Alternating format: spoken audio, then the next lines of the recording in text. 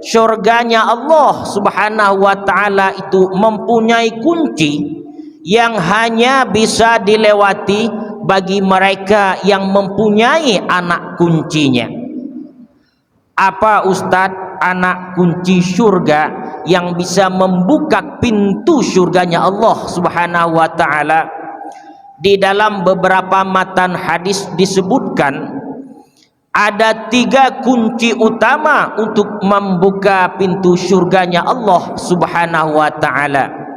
Assalamualaikum warahmatullahi wabarakatuh.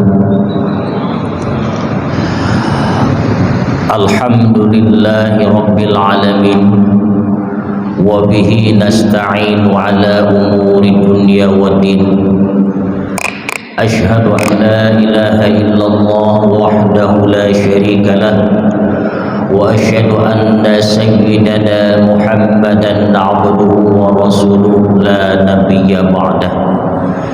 Allahumma salli wa sallim wa barik ala hadha nabiyil karim sayyidina wa maulana Muhammadin wa ala alihi wa sahbihi wa man tabi'ahum bi ihsanin ila yaumiddin, amma ba'd. Para hadirin ikhwan sekalian, alhamdulillah, bersyukur kita kepada Allah Subhanahu wa ta'ala atas segala limpahan rahmat, taufik serta hidayahnya yang Allah berikan kepada kita. Salawat dan salam kita kirimkan buat junjungan paduka alam, baginda yang mulia, sosok manusia yang gagah perkasa, seorang rasul yang selalu jujur, seorang nabi yang selalu adil, insan teladan, manusia pilihan, baginda yang mulia yang menjadi buah bibir insan sedunia, habibana wa nabiyyana al-karim Rasulullah sallallahu alaihi wasallam, dengan ucapan bersama Allahumma salli ala sayyidina Muhammad wa ala ali sayyidina Muhammad. Mudah-mudahan dengan sepotong salawat yang kita bacakan barusan, semoga di suatu hari nanti di perjalanan yang sangat panjang, yang tidak ada perlindungan kecuali perlindungan dari Allah, yang tidak ada naungan kecuali naungan dari Allah, mudah-mudahan pada ketika itu kita semua, wabil khusus para jamaah yang hadir di majlis ini, semoga kita mendapatkan syafaatul uzma dari beliau, amin Allahumma amin.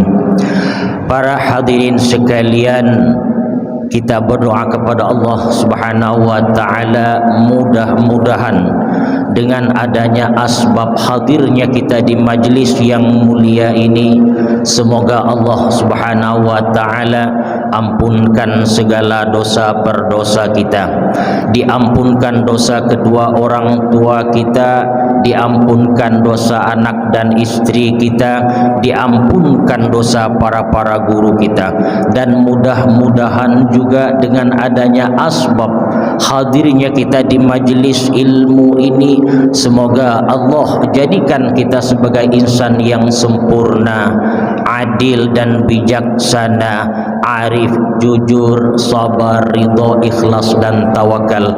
Mudah-mudahan anak cucu keturunan kita Allah jadikan sebagai hamba yang saleh dan salihah, yang berbakti kepada nusa bangsa dan agama, amin Allahumma amin. Dan mudah-mudahan juga dengan hadirnya kita di majlis yang mulia ini, ketika kita dipanggil menghadap Allah Subhanahu wa ta'ala, mudah-mudahan pada ketika itu wafatnya kita dalam keadaan husnul khatimah, amin Allahumma amin. Para ikhwan sekalian, kita selaku hamba Allah Subhanahu wa ta'ala sudah barang pasti harus bersyukur atas segala anugerah kenikmatan yang Allah berikan kepada kita. Nikmat umur panjang. Sebentar lagi dengan menghitung hari kita akan menyongsong kedatangan bulan suci Ramadan. Kita berdoa kepada Allah Subhanahu wa taala, mudah-mudahan kita diberi umur panjang oleh Allah sehingga kita bisa bertemu kembali dengan bulan yang suci itu. Maka dari itu para ikhwan sekalian, marilah sama-sama kita maksimalkan amal ibadah kita di dalam bulan tersebut untuk menggapai ridhonya Allah Subhanahu wa taala dengan senantiasa melaksanakan segala apa yang Allah perintahkan dan menjauhi segala apa yang Allah larang. Ma'asyiral muslimin yang dimuliakan oleh Allah Subhanahu wa taala, di kehidupan kita yang semakin senja ini, marilah sama-sama kita mengintrospeksi diri, memperbaiki setiap kesalahan dan kesilapan kita. Semakin jauh perjalanan kita, semakin dekat kita dengan gerbang kematian. Karena tidak ada yang kekal dan abadi di atas permukaan bumi ini melainkan zat Allah Subhanahu wa taala. Harta, jabatan, pangkat dan kemewahan, semuanya itu akan berakhir dengan sebuah kenangan. Ketika sudah sampai batas waktu yang sudah ditentukan oleh Allah Subhanahu wa taala, maka ajal akan datang menjemput kita kapanpun dan dimanapun. Walikulli ummatin ajal, setiap umat mempunyai batas waktu yang sudah ditentukan. Fa iza jaa ajaluhum, maka ketika datang ajal mereka, la yastakhiruna sa'atan wa la yastaqdimun, sedikit pun mereka tidak bisa mengundurkannya dan sedikit pun mereka tidak bisa memajukannya. Maka dari itu, untuk menambah kekokohan kita, untuk menambah semangat kita jasmani maupun rohani kita di dalam menyongsong datangnya bulan suci Ramadan ini, saya petik di dalam sebuah hadis yang diriwayatkan oleh Salman Al-Farisi. Ruwiya an Salman Al-Farisi radhiyallahu an qala, hadis diriwayatkan oleh Salman Al-Farisi. Salman radhiyallahu an berkata, khatabana Rasulullah sallallahu alaihi wasallam fi akhir yaumin min Sya'ban.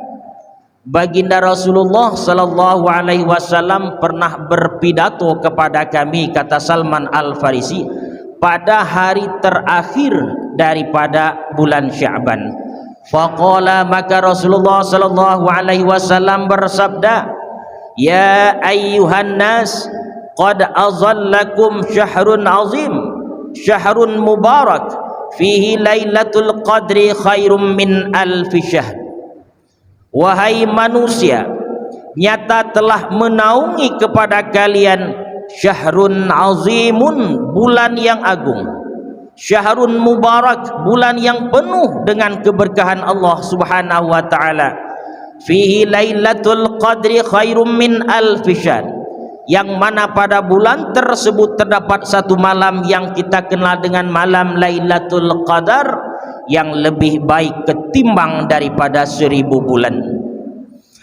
Ja'alallahu ta'ala siyamahu faridah, Allah Subhanahu wa ta'ala jadikan puasa pada siangnya sebagai puasa fardu, wa qiyama lailihi tatawu'an, dan qiyamul lail pada malamnya sebagai ibadah sunat.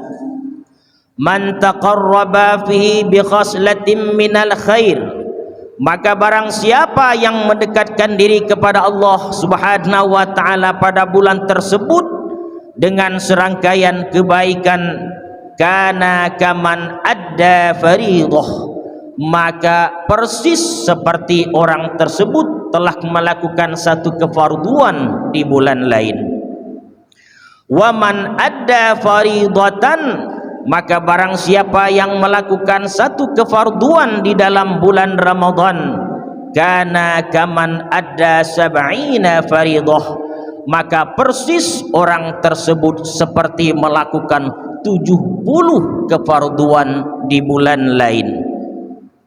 Wa huwa syahrus sabri, yang mana bulan Ramadan itu adalah bulan sabar, bulan yang melatih kita untuk sabar. Karena untuk menyikapi sesuatu memang tidak mudah dalam keadaan kondisi lapar, dalam keadaan kondisi haus. Maka di dalam bulan suci Ramadan kita diajarkan untuk selalu sabar. Was-sabru thawabuhul jannah, dan sementara sabar itu para jamaah sekalian tidak bisa diragukan lagi, ganjarannya adalah syurga. Wa huwa syahrul muwasah, yang mana bulan Ramadan itu adalah bulan penghibur bagi kita. Wa huwa syahrun yuzadu fihi rizqul mu'min, yang mana di bulan Ramadan itu sendiri ditambah rezekinya orang mukmin.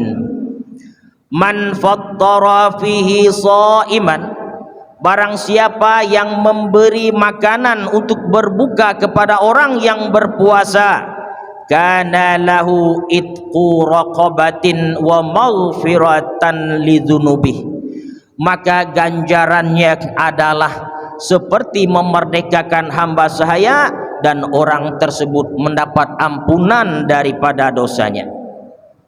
Qulna, para sahabat berkata, ya Rasulullah, wahai Rasulullah, laisa kulluna yajidu ma yuftiru bihi shaim, tidak semua di antara kami wahai Rasulullah yang mempunyai makanan untuk diberikan kepada orang yang berpuasa.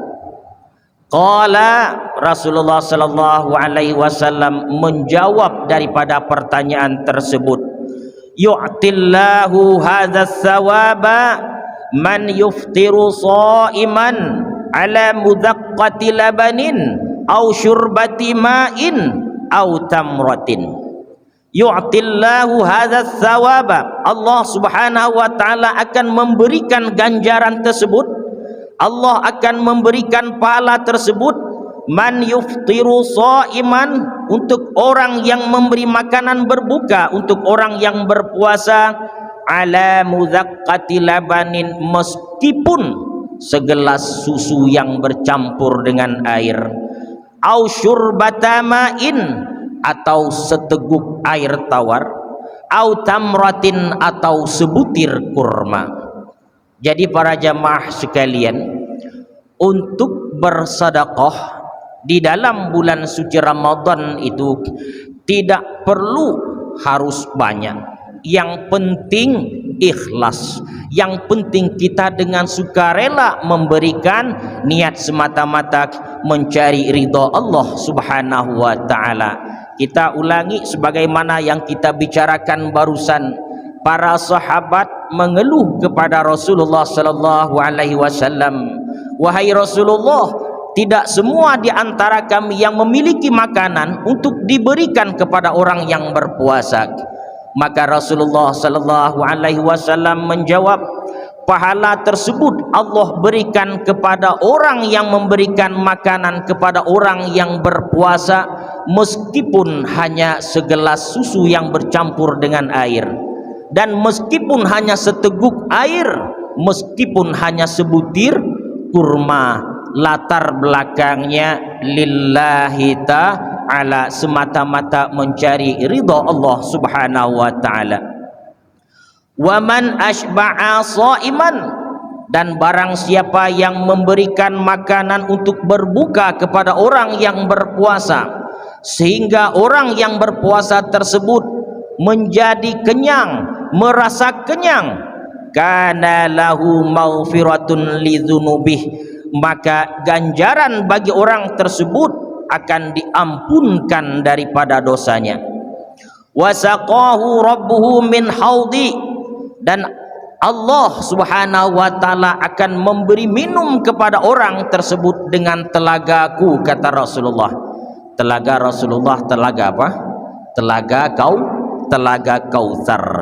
Syurbatan la yazma'u ba'daha abada, seteguk saja yang mana orang tersebut tidak pernah merasakan haus dan dahaga selama-lamanya. Wa kana lahu mithlu ajrihi min ghairi ayyan qusa bin ajri syai'un, dan orang tersebut akan mendapatkan ganjaran pahala sama seperti orang yang berpuasa tanpa ada pengurangan sedikit pun daripada pahalanya. Wa huwa syahrun awwaluhu rahmah, yang mana bulan Ramadan nanti para jamaah sekalian, mudah-mudahan kita dipanjangkan umur oleh Allah sehingga kita bisa bertemu dengan bulan yang mulia. 10 yang pertama adalah malam yang dipenuhi dengan rahmat Allah Subhanahu wa taala. Wa awsatuhu maghfiratun, dan 10 pertengahan daripada bulan tersebut adalah malam yang dipenuhi dengan ampunan dari Allah Subhanahu wa taala.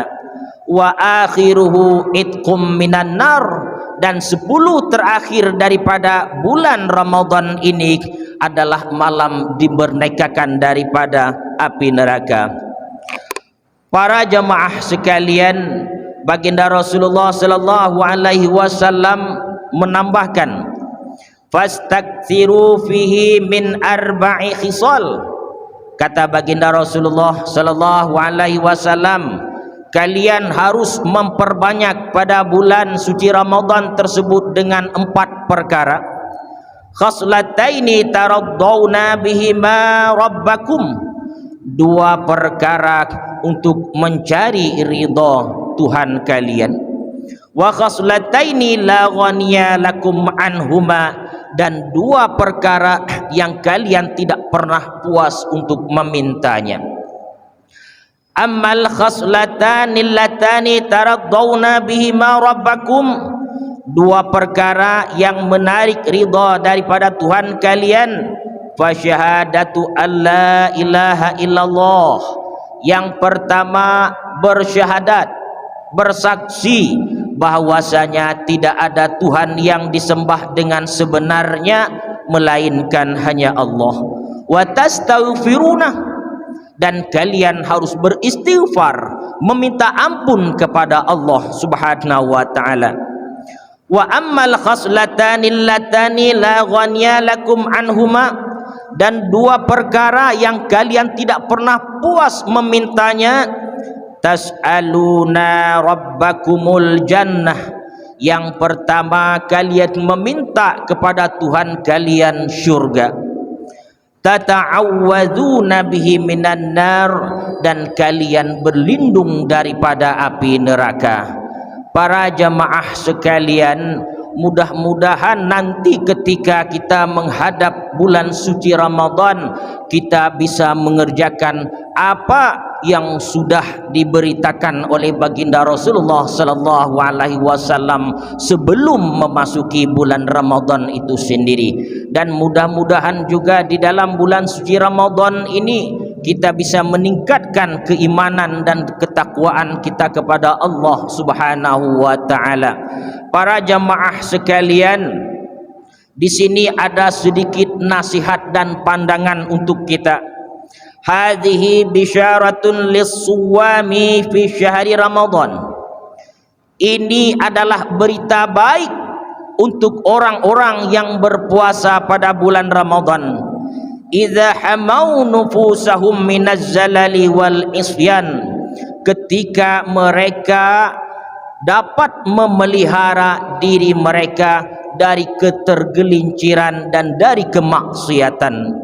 Wa akhlasu siyamahum lil wahidil mannan, dan mereka ikhlas melaksanakan ibadah puasa semata-mata mencari ridha Allah Subhanahu wa taala, al-wahid al-mannan, yang banyak memberikan anugerah.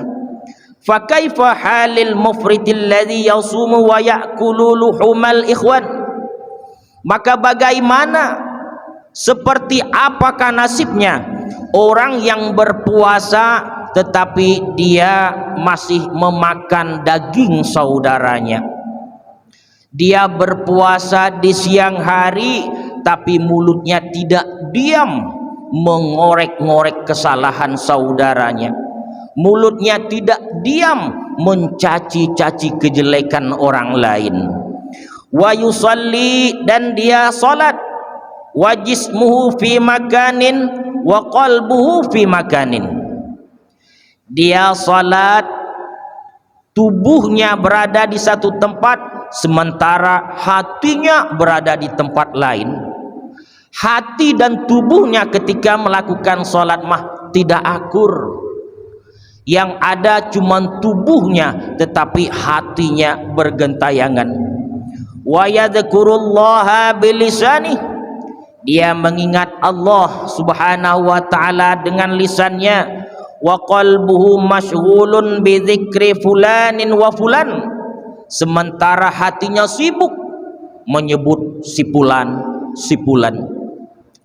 Lidahnya berzikir la ilaha illallah, la ilaha illallah, subhanallah, subhanallah, tapi hatinya sibuk mengingat yang lain, sibuk menyebut yang lain.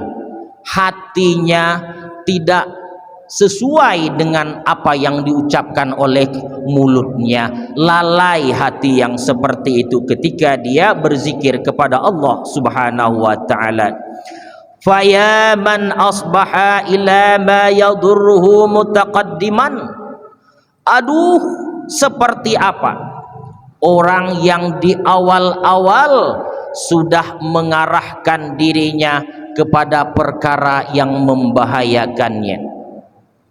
Wa amsa bina'a amalihi bikaffi ajalihi mutahaddiman, dan orang yang sudah menginjak usia senja tetap saja membangun angan-angannya dengan mencegah kematian.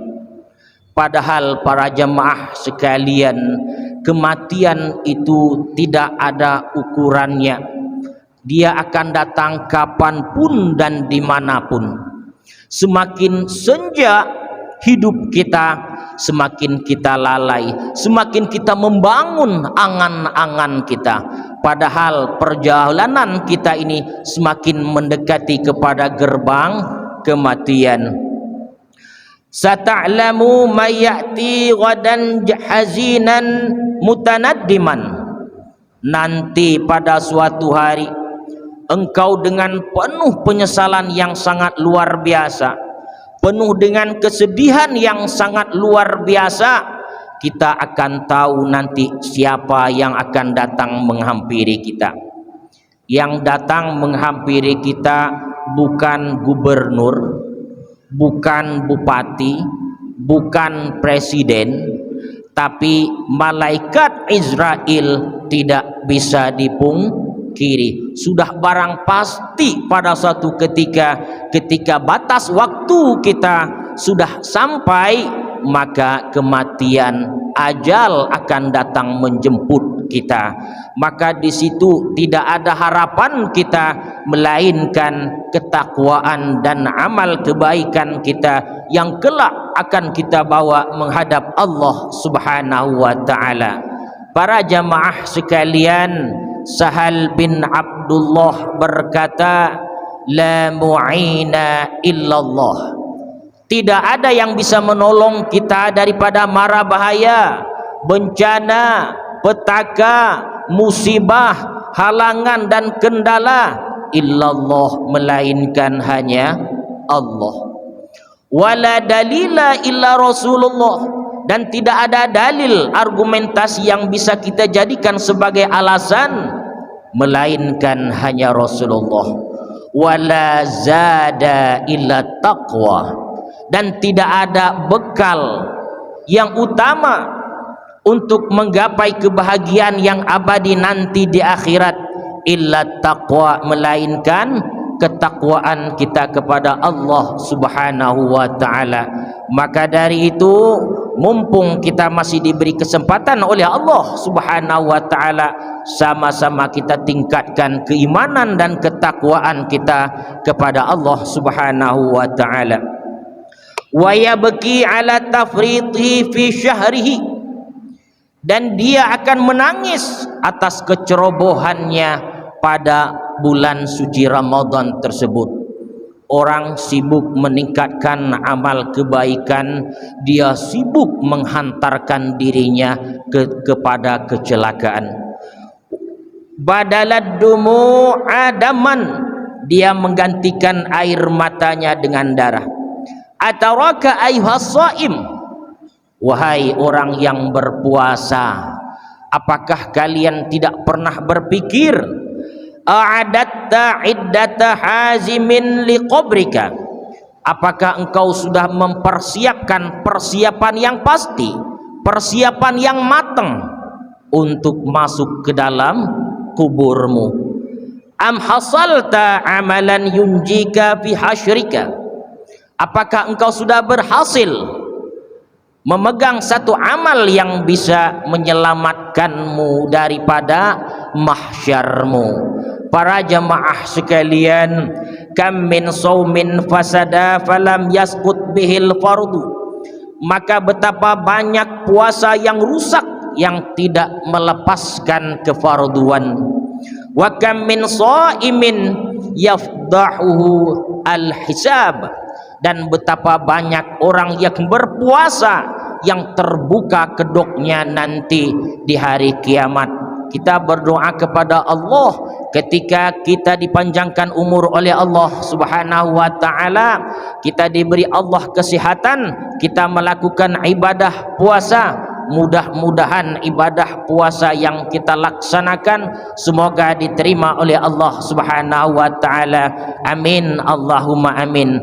Para jamaah sekalian, kita selaku umat yang beragama sudah barang pasti nanti mati ingin masuk syurga. Setiap penganut agama, terutama kita yang beragama Islam, sudah barang pasti menginginkan syurganya Allah Subhanahu wa taala. Namun para jamaah sekalian, syurganya Allah Subhanahu wa taala itu mempunyai kunci yang hanya bisa dilewati bagi mereka yang mempunyai anak kuncinya. Apa Ustadz anak kunci surga yang bisa membuka pintu surganya Allah Subhanahu wa taala? Di dalam beberapa matan hadis disebutkan ada 3 kunci utama untuk membuka pintu surganya Allah Subhanahu wa taala. Kunci utama yang pertama adalah bersaksi bahwasanya tidak ada Tuhan yang disembah dengan sebenarnya melainkan hanya Allah Subhanahu wa taala. Sebagaimana hadis baginda Rasulullah sallallahu alaihi wasallam, miftahul jannah syahadatu alla ilaha illallah. Kunci surga itu adalah bersaksi bahwasanya tidak ada Tuhan yang disembah dengan sebenarnya melainkan hanya Allah. Bersaksi bahwasanya tidak ada Tuhan yang disembah dengan sebenarnya hanya Allah, ini adalah merupakan pondasi utama, ini adalah merupakan dasar pertama atas kelayakan seseorang untuk masuk ke dalam syurganya Allah Subhanahu wa taala. Karena tanpa ilmu batin yang disebut dengan ilmu tauhid, maka seluruh amal perbuatan manusia yang lain tidak ada artinya ketika dikaitkan dengan keselamatan seseorang nanti di akhirat. Jadi sudah barang pasti para jamaah sekalian, ilmu tauhid ini adalah merupakan pondasinya daripada seluruh amal kebaikan yang lain.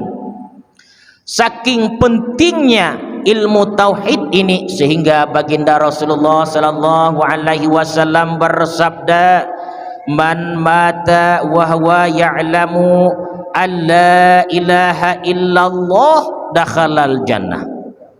Barang siapa yang mati dan dia tahu bahwasanya tidak ada Tuhan selain Allah, maka orang tersebut akan masuk syurga. Kunci utama syurga yang pertama. Kunci utama syurga yang kedua adalah salat.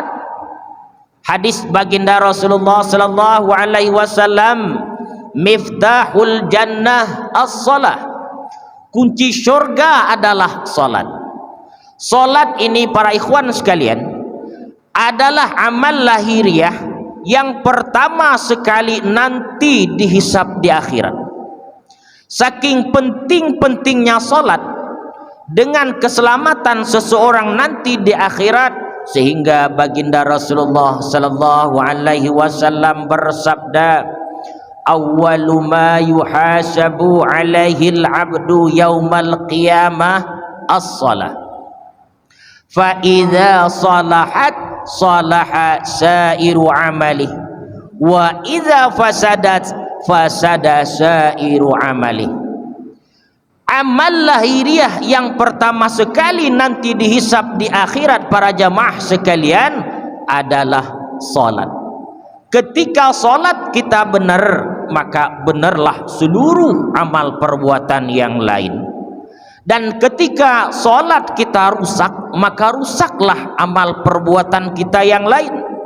Dan salat ini juga para jamaah sekalian bisa memberikan pengaruh pada kehidupan pribadi seseorang. Ketika seseorang berperilaku jelek dalam kehidupannya sehari-hari, itu tidak menutup kemungkinan barangkali solat yang dilakukannya itu rusak, atau barangkali dia memang solat tapi tidak mencukupi syarat dan rukunnya.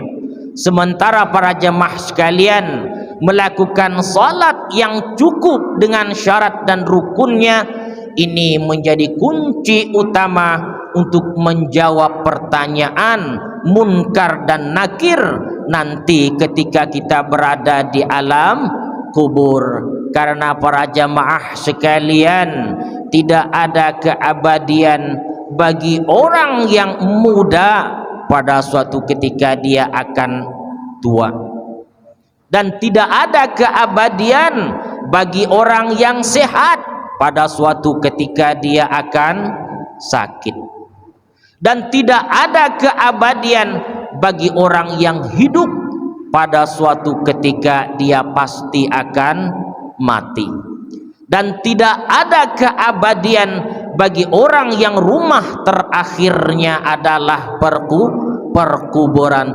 Kubur para jamaah sekalian adalah rumah terakhir kita. Disitulah kita disemayamkan sehingga kita dibangkitkan untuk dihadirkan di padang mahsyar. Para ikhwan sekalian, kunci surga yang pertama, yang kedua, yang ketiga. Kunci utama surga yang ketiga adalah mencintai fakir miskin plus menyayangi yatim piatu.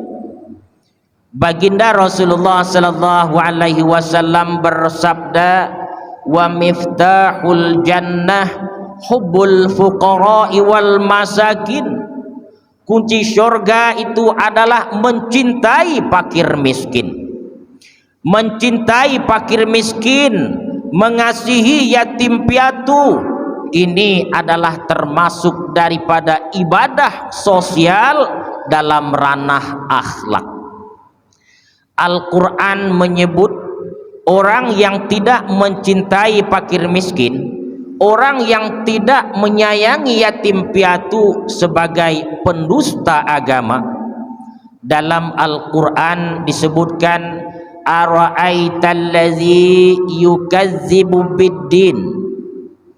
Tahukah kalian siapakah para pendusta agama itu? Allazi yad'ul yatim, orang yang menghardik anak yatim. Wala yahuddu ala ta'amil miskin, dan orang yang tidak menganjurkan memberi makan kepada fakir miskin, orang yang pelokek katanya. Di dalam surah lain disebutkan, fa ammal yatima fala taqhar, terhadap anak yatim janganlah kalian berlaku sewenang-wenang. wa amassaila fala tanhar, dan kepada orang yang meminta-minta maka janganlah kalian membentak dan menghardiknya. Para ikhwan sekalian, mencintai fakir miskin, mengasihi yatim piatu, ini adalah perbuatan yang sangat mulia. Ini adalah merupakan akhlak yang sangat terpuji, karena baginda Rasulullah sallallahu alaihi wasallam jelas melakukannya, sebagaimana ditulis di dalam kitab Maulid Al-Barzanji karangan Syekh Ja'far. Apa yang ditulis di dalam kitab Maulid Al-Barzanji? Wa yuhibbul fuqara'i wal masakin. Baginda Rasulullah sallallahu alaihi wasallam itu mencintai para fakir miskin. Wa yajlisu ma'hum, dan baginda Rasulullah sallallahu alaihi wasallam duduk bercampur gaul bersama mereka. Wa ya'udu mardahum, dan baginda Rasulullah sallallahu alaihi wasallam menjenguk jika ada di antara fakir miskin yang sakit. Rasulullah sallallahu alaihi wasallam tidak pernah membiarkan jika ada di antara fakir miskin yang sakit. Wa yushayyi'u janaizahum, dan baginda Rasulullah sallallahu alaihi wasallam juga mengantar jenazah mereka. Jika ada di antara fakir miskin yang meninggal, maka Rasulullah sallallahu alaihi wasallam di baris paling depan.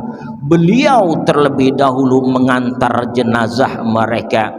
Wala yahqiru faqiran, dan baginda Rasulullah sallallahu alaihi wasallam tidak pernah menghina orang fakir. Para jamaah sekalian, hati-hati kita dengan orang fakir miskin, hati-hati kita dengan yatim piatu. Di sebahagian harta kita ada hak-haknya mereka. Di sesisanya harta kita ini ada kewajiban bagi kita untuk memberikan kepada mereka, untuk menghulurkan tangan, untuk memberikan bantuan kepada fakir miskin dan anak yatim.